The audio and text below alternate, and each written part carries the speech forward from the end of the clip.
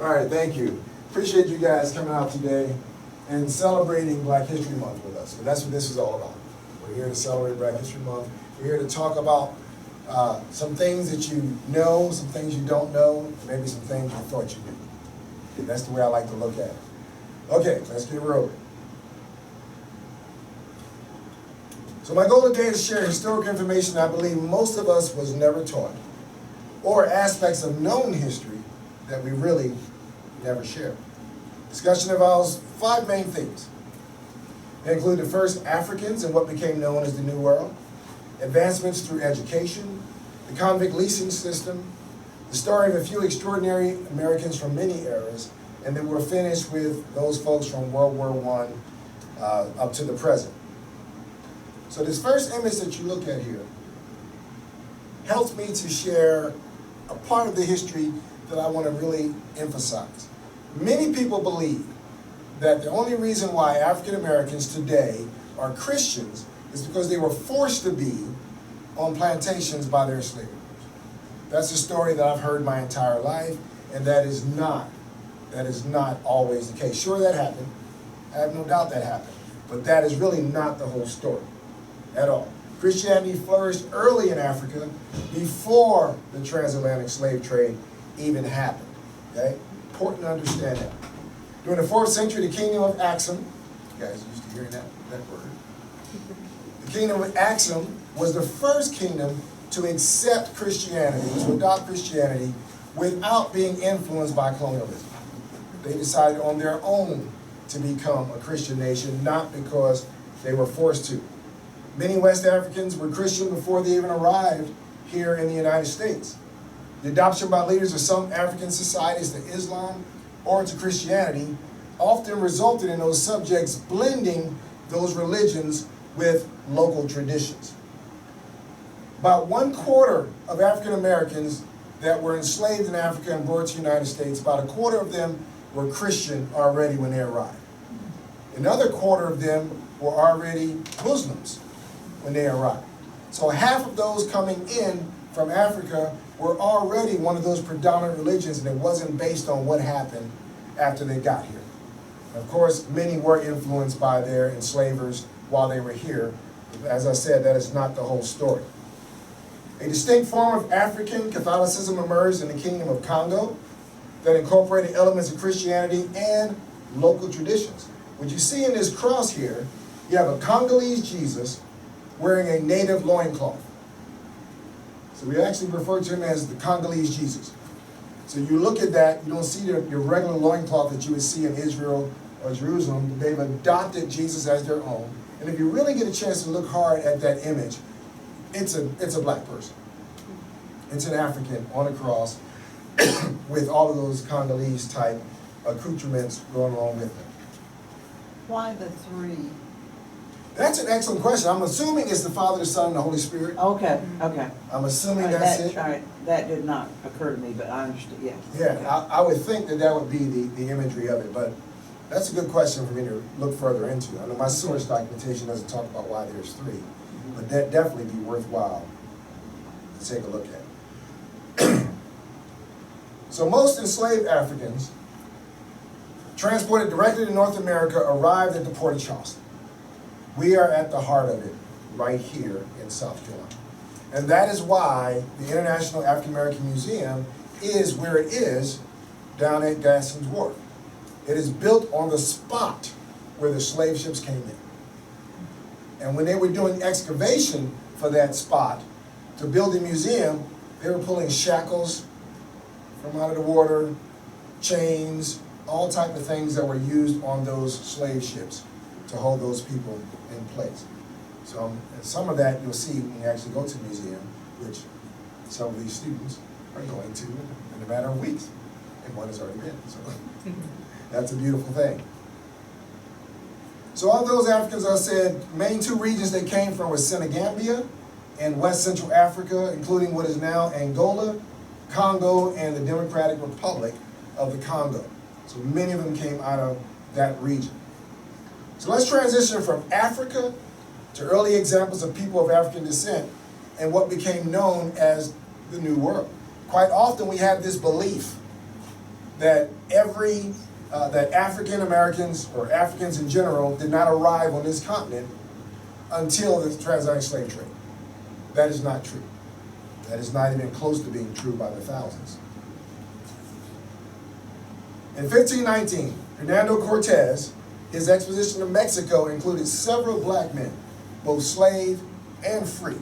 Among them was a man by the name of Juan Garrido. He was a free black man who became a Spanish conquistador.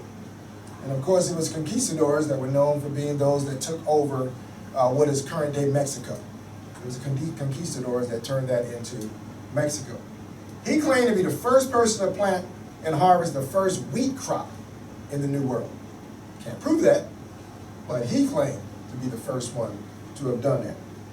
Juan Garrido's exploits with Ponce de Leon in Florida made him the first African in land that would later become part of what we know of as the United States. So he's the first known black person in this part of North America. From the beginning of Spain's efforts to colonize the New World, as many as 23,000 Africans lived in Spanish Mexico. This is before the transatlantic slave trade. 23,000 lived in Mexico. And it's probably why, something that I talk about in another lecture, but I always like sharing the fact that many people don't realize that Mexico was part of the Underground Railroad. Many of those enslaved escaped to Mexico. They went south instead of north. Yeah. I have never heard that. That's what I'm here for. That's what it is for. They just didn't. I read recently. There was a story on either 2020 or something recently. Yeah, I remember reading something about how like they tried to pressure Mexico to send escaped slaves back, and Mexico said no. So in late August of 1619, in the Jamestown colony, which many of you know was America's first colony here in what we now call Virginia, that was established in 1607, and within 10 years, barely, of that colony being established, they brought in their first crop of slaves, which was in 1619, in Jamestown. It was 20 or so enslaved Africans aboard a Dutch ship called the White Lion, where they were sold to the settlers that were there, and usually they traded them for crops. Money wasn't a lot back then. Also, just a year later, not part of this, but I find it fascinating, that when they got their tobacco crops rolling, they bought another new commodity, and that new commodity was females. They purchased females, because those original settlers were all men.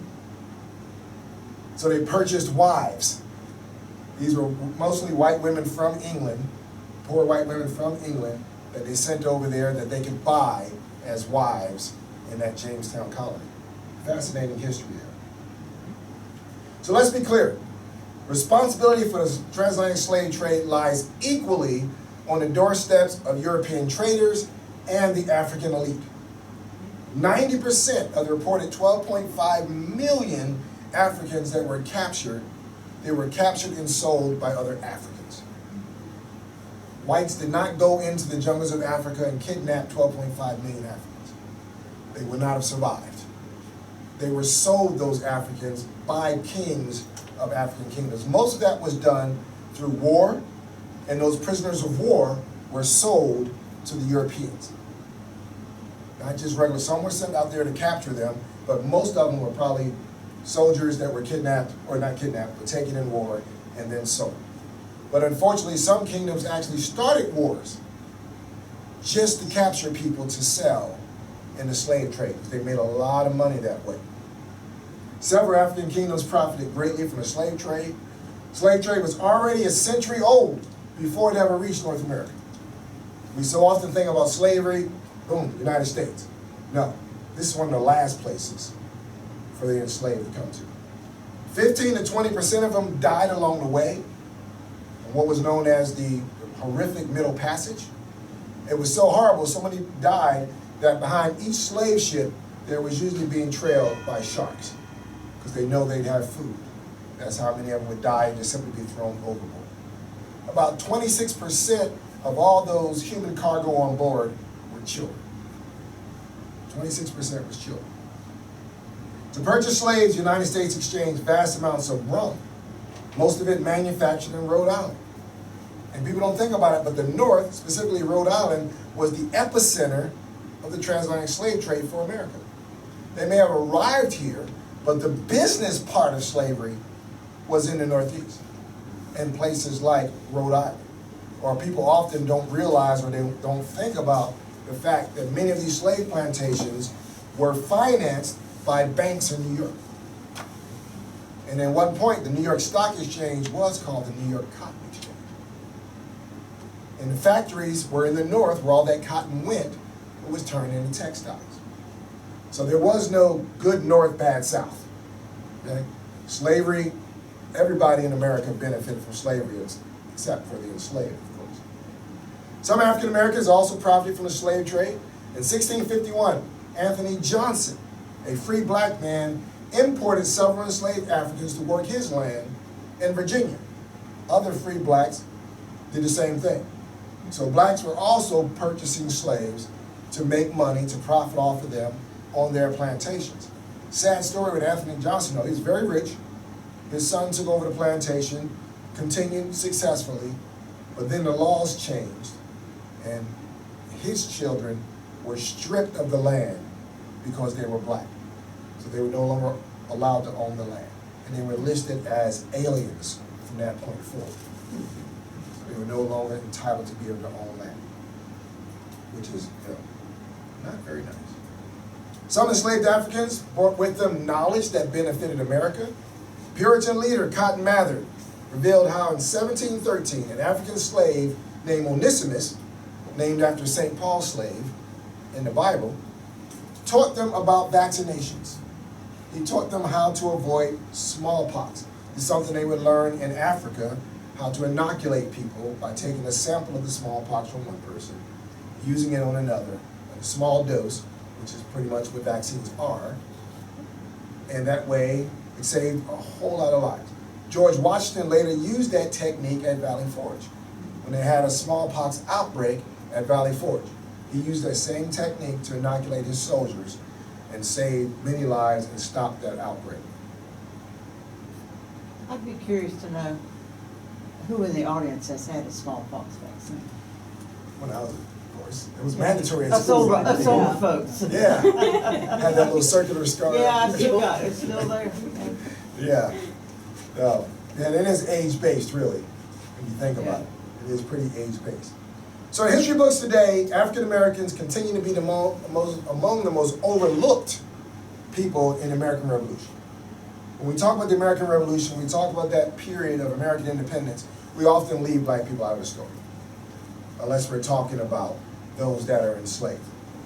In the beginning, George Washington banned the enlistment of African Americans, even free ones that wanted to help and fight for the Continental Army. He sent out a message: you will not enlist free blacks into the Continental Army. So the British took advantage of that, like, all right, cool, they want to fight? No problem. So British Lord Dunmore, he offered them freedom if you would fight for the British Army. And 20,000 African Americans fought as loyalists on the British side during the American Revolution. Continental Army soon realized, maybe we're taking this the wrong way. They're using these guys to beat up on us. Maybe we should do the same thing. So they did. Continental Army reversed its position, and as many as 5,000 served as black patriots on the side of George Washington's army, including people like Peter Salem, Salem Poor, Prince Esterbrook, who fought battles at Lexington and at Concord. As many as 103 African Americans fought side by side with white patriots at the famous Battle of Bunker Hill. And black troops suffered along with whites at Valley Forge. You will never see them in any of the pictures or images of Valley Forge or Bunker Hill, but they were there. And we're going to address this topic more thoroughly in a future lecture, where we will introduce important black loyalists with Somerville ties like Boston King. So that's another lecture that we're developing. Bottom line, free and enslaved African Americans were willing to fight. All they wanted to know is who's going to set me free. I don't care which side is going to do it. You promise me freedom, hand me a gun, let's go. In American history, we celebrate and appreciate the French.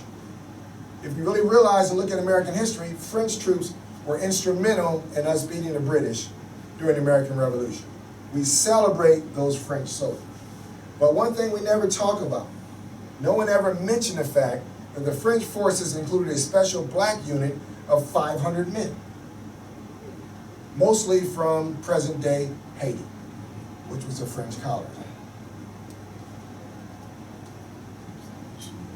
During and after the American Revolution, the emergence of free black communities in the North offered practical illustrations of how African Americans could be successful if they were simply allowed to flourish as free Americans. They established churches, businesses, schools, fraternal lodges. Black Americans contradicted the stereotype of their racial inferiority. So let me share a few of those accomplishments. How many of you knew that a black man was instrumental in creating Washington, D.C.? Four hands. Four hands. In 1791, Major Andrew Ellicott was hired to survey land to create a new capital city. Ellicott hired black scientist Benjamin Banneker to maintain the sensitive equipment and assist in a survey of the boundaries of the 100 square mile federal district that would later become the District of Columbia. Ellicott knew that Banneker had built a clock, a wooden clock, that ran for 40 years. And in 1792, Benjamin Banneker published an almanac in Philadelphia, greatest city on the planet. My students are used to me saying that every time I mention Philadelphia. So I'm from Philadelphia. It was the first book of science published by an African American. And when I learned about this one really surprised me. I'm gonna say blew my mind. This one really surprised me. Another wartime story that I've never seen in a textbook involves perhaps the most famous battle of the War of 1812. When New Orleans was threatened, General Andrew Jackson issued a call to black Louisianans to help defend our country, or as he said, as sons of freedom. Jackson pleaded, "You are now called upon to defend our most inestimable blessings." A force of 350 black militiamen, later joined by a second force of 250 African Americans under a black officer named Joseph Savory, joined Jackson's force and proved critical to the American victory. I was surprised to go back and look at these old pictures of the War of 1812 and overlooked are some of the black people you see in those images assisting in that battle. It's always fascinating to go back. And I don't think I got there yet. But the Revolutionary War, I don't think I showed that image. There's an image of the Revolutionary War I'd like to point out. On that famous boat, Washington crossing the Delaware, there's black people in that boat, in that image. Now, of course, that image is not a real thing. It's painted 100 years after the actual event. But the fact that they would showcase two black men in the boat with George Washington, that surprised me. That really surprised me. So Andrew Jackson publicly acknowledged their role. In the Niles Weekly Register newspaper, he wrote, "The two corps of colored volunteers have not disappointed the hopes that were formed of their courage and perseverance in the performance of their duty." It came straight from the mouth of Andrew Jackson. Can't get any more primary than that particular primary source. During the antebellum period, which is the period that we call before the start of the Civil War, is known as the antebellum period. African Americans found ways to tell their own stories. In 1827, Freedom's Journal, in the nation's first African American newspaper, printed its first words, and those words said, "We wish to plead our own cause. Too long others have spoken for us. Too long has the public been deceived by misrepresentations and things that concern us dearly." As a teacher and historian of African American studies, and a victim of policies designed to disrupt my efforts to teach this important part of history, this is all the justification one should need for why Black history should not be taken out of our schools. Let us tell our own stories our way. Another way African Americans stayed current on the issues was through conventions. In 1830, delegates met in Philadelphia, y'all know what that place is, in the first of a series of national Negro conventions to devise ways to challenge slavery in the South and race discrimination in the North. Now we'll get a little bit more local. Newspapers and conventions were great, but nothing advanced African Americans faster than education. African Americans improved their lives and their economic advancement through education, but it was not easy to find. In 1832, Oberlin College was the first to admit black men, black women, and white women. It's one thing we learned throughout history, right alongside the discrimination of African Americans was almost equal discrimination against white women. Their status was eerily similar during that antebellum period. So how'd that happen? How did those students get to be into that school? Who do we have to thank for opening this major educational opportunity for African Americans? As with much of our history, it was conscientious whites who stood up for the rights of black Americans. At its formative stage, Oberlin College needed new students and new faculty members. 51 white students from Cincinnati's Lane Seminary left their school out of protest because they were not allowed to even discuss abolitionism. Sound familiar? Folks being told what they're allowed to discuss in the classroom. Okay, I'll stop right here. The Lane rebels agreed to attend Oberlin College, but only if the college started accepting black students. As with abolitionism and the Underground Railroad, thousands of white Americans, like the Lane rebels, the Quakers, William Lloyd Garrison, many whites who helped found the NAACP, state government officials like Governor Wade Hampton III, and federal officials like President John F. Kennedy and Lyndon Johnson made advancements possible for African Americans.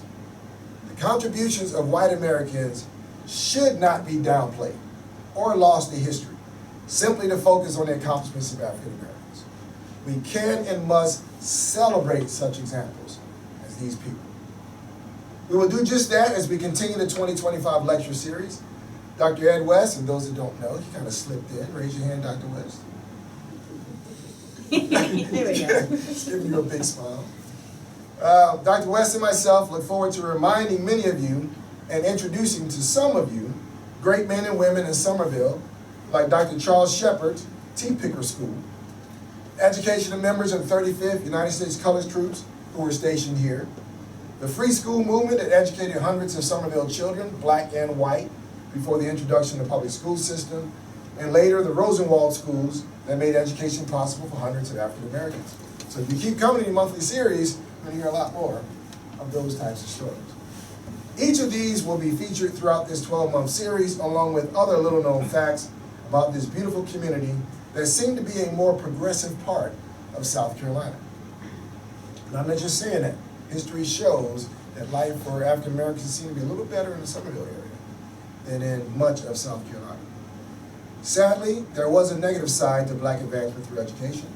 For some reason, it frightened many whites and was met with physical and legal force. Glad that can't happen today. In Connecticut, protesters broke up a school for black girls run by Prudence Crandall, a white woman. Authorities then put her on trial for educating black students who were not residents of that state. In 1834, South Carolina banned the teaching of blacks, enslaved or free, anywhere within its borders. In rural New Hampshire, rioters used 100 oxen to drag the Knowles Academy for Black Children off its foundation. The lives of people like Frederick Douglass may provide an answer to why many whites fought so hard to keep blacks uneducated.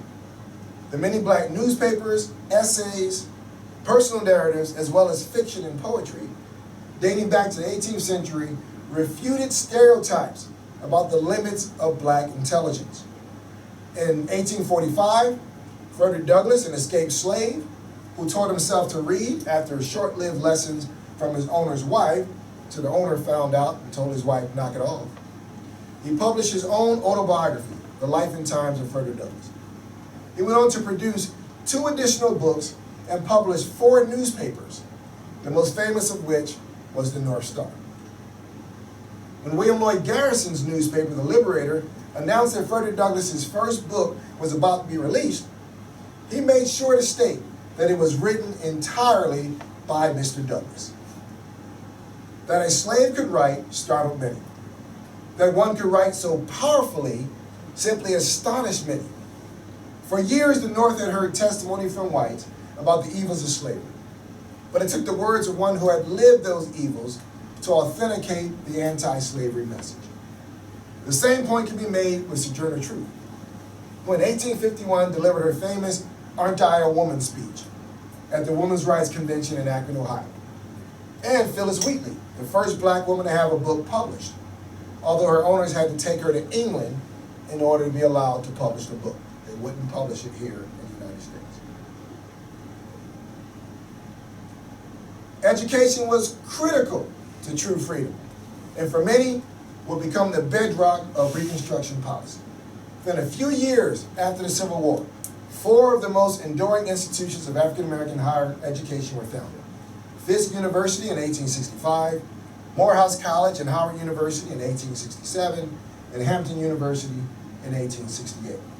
They joined the black colleges founded in free states before the Civil War, including Cheyney University in 1837, Lincoln University in 1854, and Wilberforce University in 1856.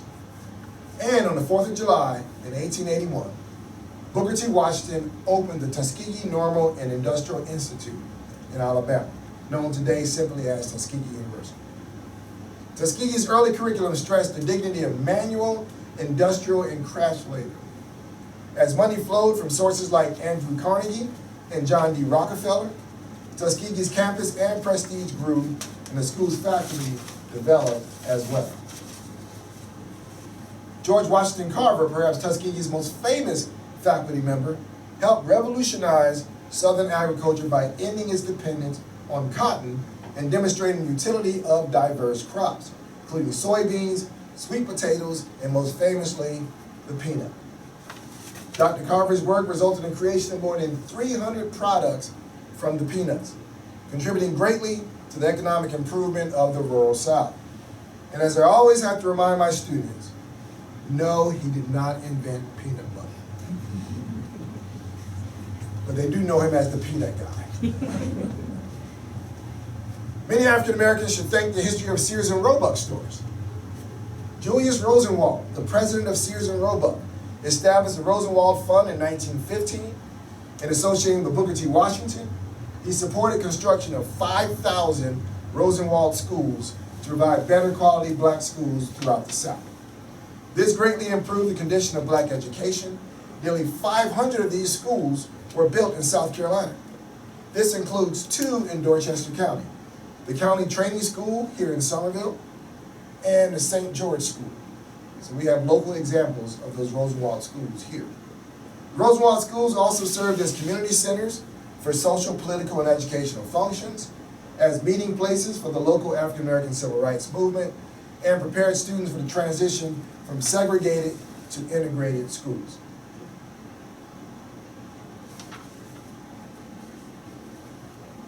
I want to switch now from education to bold and decisive actions at the risk of personal health and safety during war and peace. Most know the basic story about Harriet Tubman. We think about her, we think about the Underground Railroad, right? But that's often all we think about when we think about Harriet Tubman. Fewer know about her exploits in South Carolina that rescued hundreds more, twice as many as she ever did with the Underground Railroad. During the Civil War, Tubman traveled to Union-occupied parts of South Carolina to serve as a nurse for wounded soldiers. She also cooked for the 54th Massachusetts Regiment the night before this famous charge on Battery Wagner that happened downtown Charleston on Morris Island. She was here when that was going on. In addition, she sold food to local residents while also roaming the region as a Union spy. She was all over South Carolina. In a little known story, she became the first woman to lead a military mission when she led the all-black 2nd South Carolina Volunteer Regiment during what became known as the Combahee River Raid in Beaufort and Colleton counties. Under the leadership of Colonel James Montgomery and with the support of Union gunboats, she led the 2nd South Carolina Volunteers into Confederate territory near Hilton Head, South Carolina. They freed over 700 enslaved people and destroyed several rice plantations. How did we get to that point? Following the election of Abraham Lincoln, delegates in Charleston, South Carolina, voted to secede from the Union. Soon after, Confederate forces attacked Fort Sumter, and the Civil War began. African Americans immediately rallied to the nation's cause. Within a month, just in the city of Philadelphia alone, 6 companies formed and equipped themselves. Nevertheless, President Lincoln refused to use black soldiers. In May of 1862, enslaved worker Robert Smalls escaped Charleston, South Carolina by stealing the ship that he worked on called the Planter, a Confederate vessel. He escaped with 16 other enslaved people and their families. So he basically stole Mass's boat and took off and turned it over to the Union Army. Later, Robert Smalls becomes the first and only African American to be commissioned a captain in the U.S. Navy during the Civil War. And if you know the story of Robert Smalls, he later goes on for many years to be a congressman in South Carolina in the Beaufort area. Even then, black troops were not allowed to fight. Finally, was President Lincoln's Emancipation Proclamation and the Militia Act that led to the enlistment of approximately 200,000 African Americans in the U.S. Army and the U.S. Navy. The 54th Massachusetts Volunteers, who stormed Battery Wagner, became the first officially recognized all-black military unit in the Union Army. They courageously led an unsuccessful assault on Fort Wagner in Charleston Harbor. But before the 54th, there was an unofficial group of black soldiers fighting in the Union Army. And it surprises a lot of people to learn that before we had the famous 54th Massachusetts from the movie Glory, that we had a regiment of black soldiers known as the 1st South Carolina Volunteers fighting in the Union Army. Yeah, blew my mind too. And South Carolina was one of the first places that enlisted black troops. Now, they were not legal. General Butler went into the Beaufort area, the Gullah Islands areas, and in some cases forced them. But he put together a unit of 500 black troops, and they would raid plantations, mainly in Georgia. It was one of the main places where they would raid. After the Emancipation Proclamation, then they legally became part of the U.S. Army with the designation of the 1st and then later the 2nd South Carolina Volunteers. Interesting fact. That also is not in South Carolina's history books, by the way. But if you go to the Veterans Cemetery in Beaufort, they're in there, which is cool. You have a section for the 1st and 2nd South Carolina Volunteers in the military cemetery there. That was cool. In 1866, in an attempt to settle the debate over keeping blacks in the U.S. Army after the Civil War, Congress authorized the creation of 4 all-black regiments, 2 cavalry regiments, the 9th and 10th, and 2 infantry regiments, the 24th and 25th, historically known as the Buffalo Soldiers. The units primarily served in the West to keep the peace between white settlers and American Indians, serving in the so-called Indian Wars. They earned the nickname Buffalo Soldiers from the Native Americans they faced in battle. One of the most famous leaders of the Buffalo Soldiers was Colonel Charles Young, who was just a major when he led the 9th Ohio right here in Somerville at Camp Marion in 1898. You will learn much more about the Buffalo Soldiers, Colonel Charles Young, and Camp Marion in a future lecture that Dr. West and I do here at the museum. More and more reasons to come back. Get better every time. In case I forget to mention, next month we're going to talk women's history. Next month is women's history. So we got some fantastic local women to talk about for that one. Here's one of the saddest chapters in U.S. history for me. As we know, the end of the Civil War led to the end of legal slavery in the United States, unfortunately, the 13th Amendment does not completely outlaw slavery.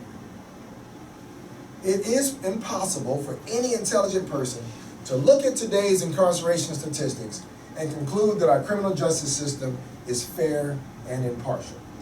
As an example, African American men only make up 5.7% of the U.S. population, but they make up 32% of those incarcerated. If you include Hispanics, people of color make up 63% of those incarcerated in American prisons. While white Americans are 59% of the population, but only 31% of those incarcerated. When and why did this begin? Black codes in the South made criminals of many African Americans for any number of petty transgressions. Black convicts soon overwhelmed existing prisons.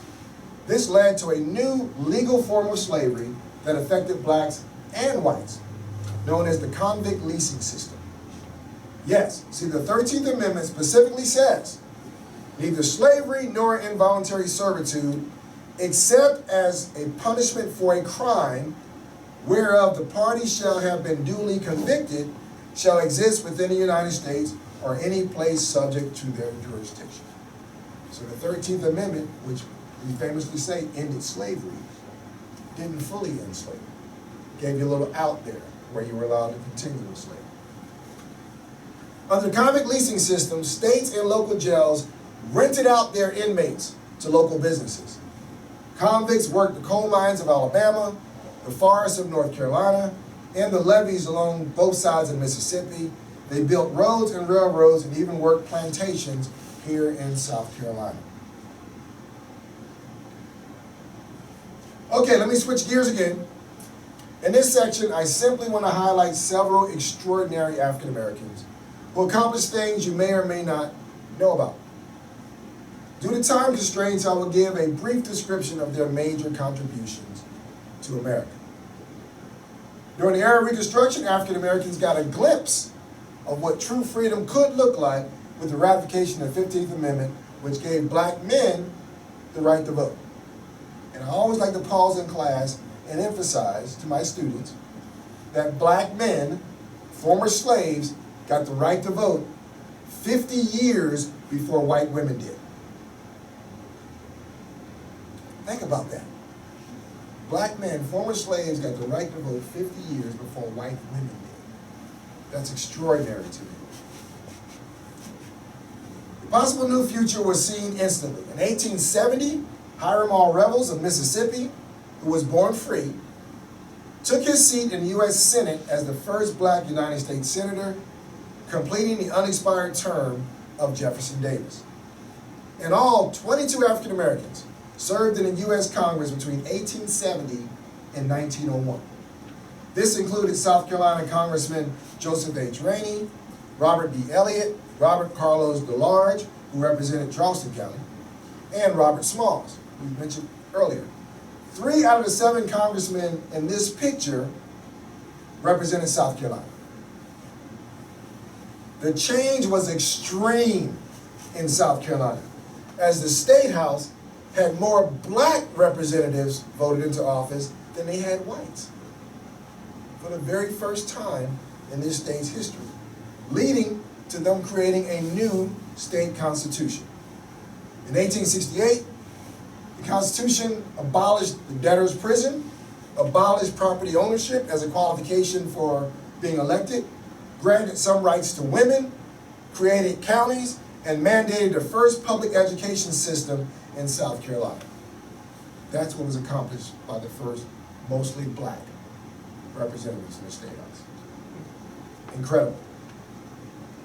And we'll talk more about that when Dr. West and I really start talking about education, how that's phenomenal. Started the first public school system, but it was never funded. You know how politics works. So there's more to that story. The 19th century closed with an internal battle for the souls of black folks. It was fought between the titans of the early civil rights movement, W.B. Du Bois, Booker T. Washington, and Ida B. Wells. I will save Sister Wells for next month's Women's History Month lecture. These two men represent proof of the possibilities offered through education. In 1895, W.B. Du Bois became the first African American to receive a PhD from Harvard University. Impressive. And went on to debate the right path to racial equality with Booker T. Washington. Booker T. Washington, the creator of the Tuskegee Institute, gave his most famous and most controversial speech in Atlanta in 1895 at the Cotton State and International Exposition. Washington's speech will become known as the Atlantic Compromise speech, and that is not a compliment. Not a compliment. He was labeled that by Ida B. Wells, by the way. Booker T. Washington, the creator of Tuskegee Institute, told his white audience that if whites would offer blacks a fair opportunity to develop an economic basis in agriculture and the trades, basically if you just give us a job, you just hire us, blacks would, in exchange, give up the political realm, we won't run for office anymore, and abandon campaigns for social integration. We no longer want to be treated equally. We just want to get a job. Many African Americans, like W.E.B. Du Bois, initially applauded the speech. Within a few years, however, Du Bois and many other black leaders reconsidered the impact of his words. As the division over Washington ideas grew, a Du Bois-led opposition organized itself to combat Washington's influence, starting with the Niagara Movement in 1905 and leading to the creation of the NAACP, the National Association for the Advancement of Colored People, in 1909. Another little known fact is that the original NAACP was mostly made up of conscientious white Americans. Another example of white Americans stepping up to try to make things better for African Americans. But the battle between Du Bois and Washington got downright petty. It really did. They would write articles against each other. Du Bois would send spies into Booker T. Washington's meetings, and Washington would send people in, and he would threaten them. If you joined Du Bois's organization, and Washington was controlling the money. He had people like Andrew Carnegie. And the rich whites liked his way of thinking. Let us be up here, y'all stay down there working for us. They liked that, so he had all the money. So if y'all go and work with W.B. Du Bois, you're gonna be kicked out, you won't get any of this federal money, your schools will be shut down. It got really petty on who's gonna be the face of black America. In a battle for the soul of the world, W.E.B. Du Bois did all he could to improve the image of African Americans internationally. During the 1900 exposition in Paris, France, Du Bois displayed over 300 photographs of successful African Americans. The remarkable images depicted dignified, well-dressed men and women living in comfort and in lavish homes. The ideal is, don't believe what's coming out of America about black people. We're not all poor sharecroppers scrapping. Some of us are living well. We are dignified, intelligent, organized people. And if you see these folding things on there, he had lots of statistics about the success of black people in America. Businesses, net worth, schools, educated people. So he wanted the world to know that you can't believe everything that's coming out of the mouth of our American representatives. Blacks are not just sharecroppers. Were those world fairs that you just... Yeah, you can call it the Paris World Fair, basically, in 1900. Another little known fact, in 1909, African-American explorer Matthew Henson accompanied Admiral Robert E. Peary on an expedition that resulted in Henson arguably becoming the first known to have reached the North Pole. Now, he was on Robert E. Peary's expedition, but when they got there, he says he climbed the mountain first, or whatever. He's the first one, but put a stake down, we made it to the North Pole. Of course, who knows what the truth was. In 1915, educator Carter G. Woodson founded the Association for the Study of Negro Life and History. In the following decades, Woodson would earn the nickname the Father of Negro History, publishing many books and articles. Around 1926, in an effort to educate more African Americans about their history, he created Negro History Week in February in recognition of the birthdays of Abraham Lincoln, and Frederick Douglass. Yes, that means February was not chosen because it was the shortest month of the year. I get tired of hearing that from black people. They gave us the shortest month of the year to celebrate our history. That ain't right. It's frustrating to hear that. So I better never hear that from any student I've ever had. So I definitely nailed down that very important point. Okay? President Gerald Ford later introduced Black History Month in 1976, elevating it to a full-month observance. The era known as the Roaring Twenties emerged from the horrors of World War I, where African Americans again proved their loyalty to America. The United States ended World War I.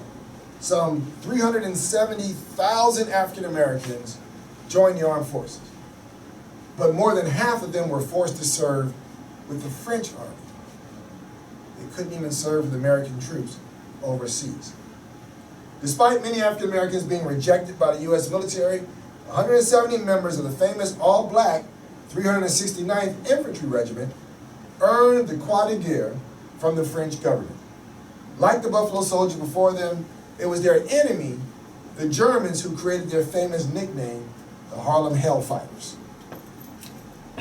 That was the tank group, wasn't it? No, they were infantry No, that wasn't regiment. tank. They were No, the tank. 769th was the tank battalion. Okay, Yeah. okay. In another first, Eugene J. Bullard left for Europe before the U.S. joined the war and served in the French army, where he earned the Croix de Guerre for heroism. He requested and received assignment to flight training, becoming the first African-American combat pilot. But once again, he had to fly and serve with the French army. Wasn't allowed to serve with the American army. There was another first in aviation in the 1920s. Bessie Coleman, who was denied flight training in the United States, also traveled to France to attend an aviation school. She earned her pilot's license in 1921, becoming the first licensed African-American woman pilot. Sad story for her. She made her money. Remember those old barnstorming movies? Biplanes and all that? Well, she crashed during one of those shows. That's how she ended up losing her life. But very famous pilot. The decade of the 1920s also witnessed the Harlem Renaissance, a remarkable period of creativity for black writers, poets, artists, including Claude McKay, Langston Hughes, and Zora Neale Hurston. The Jazz Age and the Harlem Renaissance saw the flowering of black art, both inside Harlem and across the nation, and the creation of jazz as the first truly American music. In 1940, an African American changed the course of medical history. Dr. Charles R. Drew discovered that plasma could replace whole blood. Thanks to Dr. Drew, we now have blood banks throughout America that have saved millions of lives in hospitals and on the battlefield. Yes, blood banks were created by a black man. Okay, I am coming to a close, I promise. My students are like, yeah, we heard this before. I promise. During World War II, the United States and its allies had adopted a V for Victory campaign. African American leaders proposed that colored Americans adopt the Double V campaign. Black soldiers would fight fascism on the battlefield and fight racial discrimination in the United States. Despite discrimination, African Americans continued to distinguish themselves on the battlefield. In 1943, as part of the 99th Pursuit Squadron, later the 332nd Air Expeditionary Wing, known as the Tuskegee Airmen, the first black combat pilots in the U.S. Army flew missions in the North Africa campaign and over Italy. There's a cool movie called Red Tails that they watched just yesterday in class. They proved they were as good as any other group of pilots, flying more than 1,800 missions and shooting down 112 enemy airplanes, mostly as bomber escorts. On the ground, at least 500 African-American soldiers stormed Omaha Beach during D-Day invasions. You never see us in those newsreels. From D-Day, there were 500 black soldiers stormed the beach in Normandy during D-Day. The 332nd, 578th, and 969th Field Artillery Battalions fought alongside General George S. Patton during the aftermath of the Battle of the Bulge, which is a very important battle during World War II. I will now close with a few additional extraordinary firsts. In 1967, President Lyndon Johnson nominated Thurgood Marshall for the U.S. Supreme Court, where he became the first African-American Supreme Court justice. A year later, the political world was shaken up when Shirley Chisholm of New York became the first black woman elected to the U.S. Congress. Not finished making first, in 1972, she became the first African-American man or woman to run for the office of the President of the United States. Kamala Harris was not the first. Shirley Chisholm was. In the 1980s, strides were made in space exploration, the military, and the government. In 1983, Guyan S. Bluford Jr. became the first African-American to make a space flight. Not to be outdone, in 1989, General Colin Powell is named chairman of the Joint Chiefs of Staff, the first African-American to lead the nation's armed forces.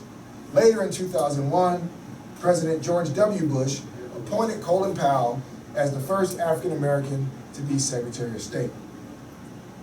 Sticking to the theme of space exploration and politics, not to be outdone by men, in 1992, Dr. Mae Jemison became the first African-American woman in space when she traveled on board the Space Shuttle Endeavour.